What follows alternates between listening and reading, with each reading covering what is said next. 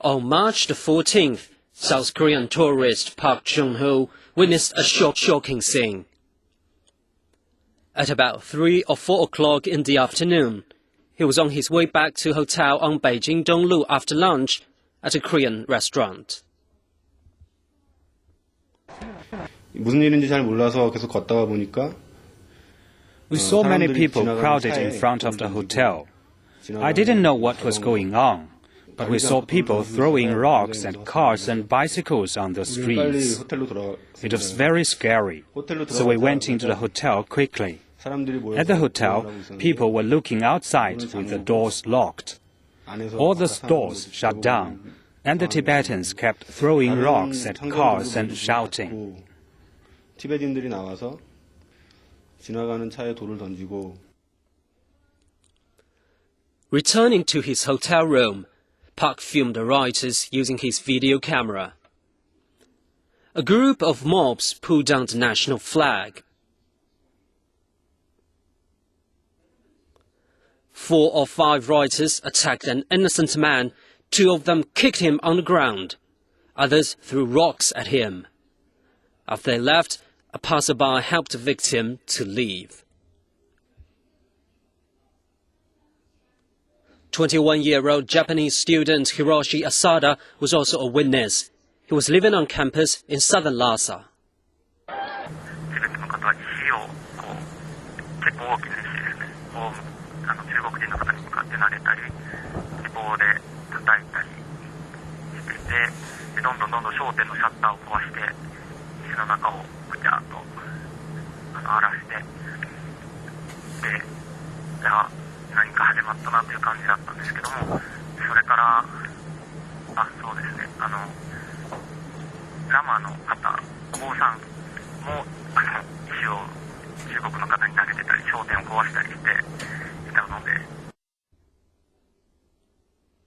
Swedish tourist young Christian Fredrik is traveling around the world by bicycle. He arrived in Tibet 4 months ago. When the riots broke out, he was eating at a small restaurant in a hotel on Beijing Zhonglu. Fredrik and other tourists saw what happened from the roof of the hotel. They got closer and closer, and then I saw there was some sort of a mob, you can call it. And it was like one tight group, and some people in the outskirts also. And they were systematically destroying everything in their way. And I mean, we could see a lot from the roof as well. And the fires got closer, the fires got bigger. We saw more of these beatings out there. And yeah, we were on the rooftop watching people flee for their lives, basically. So the whole block here was on fire after some time. On the evening of March the 14th, Fredrik came to the street again to send off a friend and saw the armed police. He said he witnessed the events and also saw reports in the foreign media on the so-called crackdown. He said the reports were quite different from what he witnessed. Army or military, they didn't do anything. I mean, they were just holding their ground, and as far as I could understand it, they tried to contain it in a certain area, but no interference from their side. Fredrik said from what he saw, he thinks the beating, smashing, looting and arson were organized. My personal opinion, yes, it must have been organized. Because it doesn't happen like that. No, it doesn't happen anywhere like that. With peace restored to Lhasa, Fredrik has more time to walk around. He said debris from the riots is still visible. After the riots, many foreign travelers left Tibet. The beautiful plateau has left them with horrible memories. This Danish tourist arrived at Chengdu airport 1 day after the riots. She recalled that a market was set on fire on the 14th and many innocent people were beaten by rioters. I just saw a lot of fire and everybody was running, and my guide told me, we gotta run. So we ran, and then somebody put us in the house and closed the door. And later on we find a taxi. And the taxi didn't want to go to the place I stayed because there was fighting in the street. So he put us off on the road and we had to run again. For people like Tony Gleason, who work and live in Tibet, what happened on March the 14th was very sudden and difficult to understand. 解。 It's not ordinary. I mean, it is strange that very quickly it started and very quickly it spread to past our hotel. I mean, north of our hotel, on this street and even north. So that was very strange, and I don't know. I can't explain that. Gleason was having lunch with his family in a restaurant on Beijing Donglu, not far from Zhoukang Temple. The restaurant suddenly closed at 1 in the afternoon, and Tony saw people escaping with terrified expressions. A group of people with sticks in their hands were shouting at people. They threw rocks at cars on the road.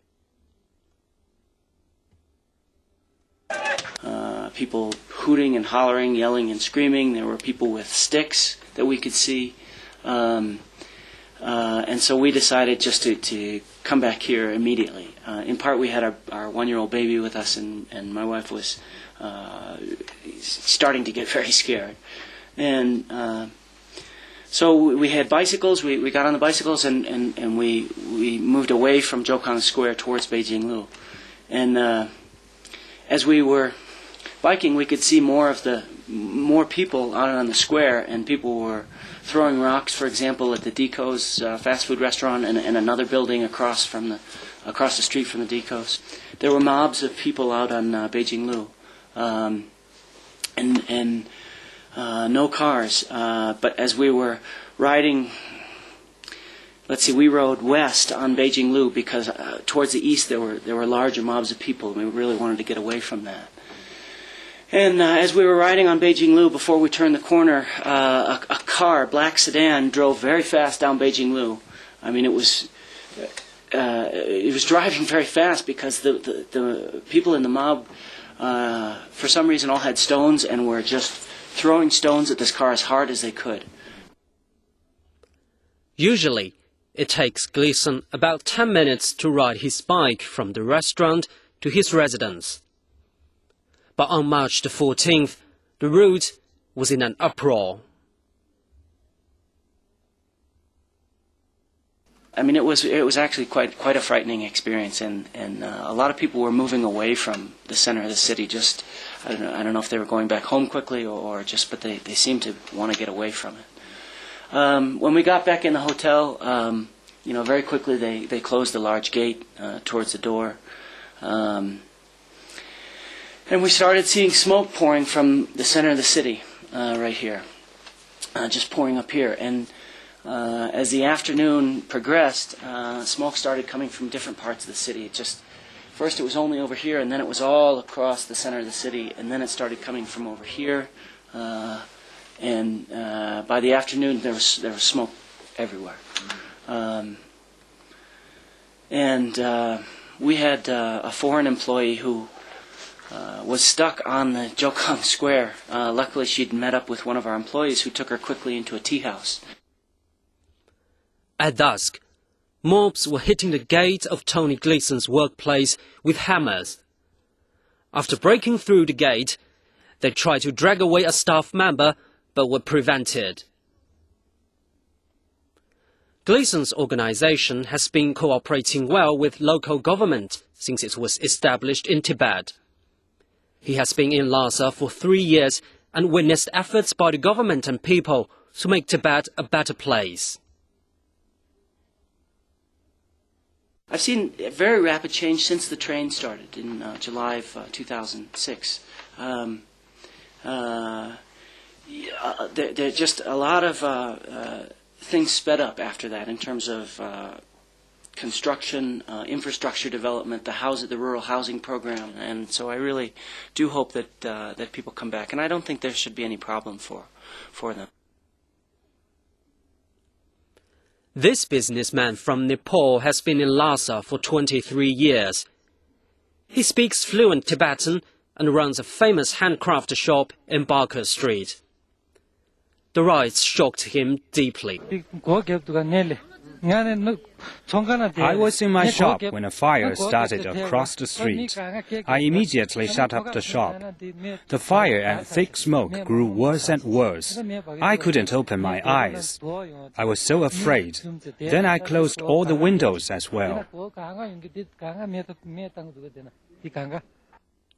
He was afraid to go outside for days after the riots, not to mention running his business. This incident has greatly affected my business. There's no one in the street. No one's shopping at my place. Nobody even comes out for dinner. I'm against riots like this. It makes everyone sad.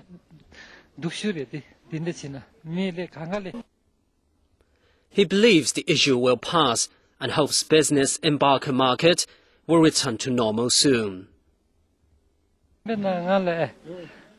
I hope things like this will never happen again. I hope I can do business as usual.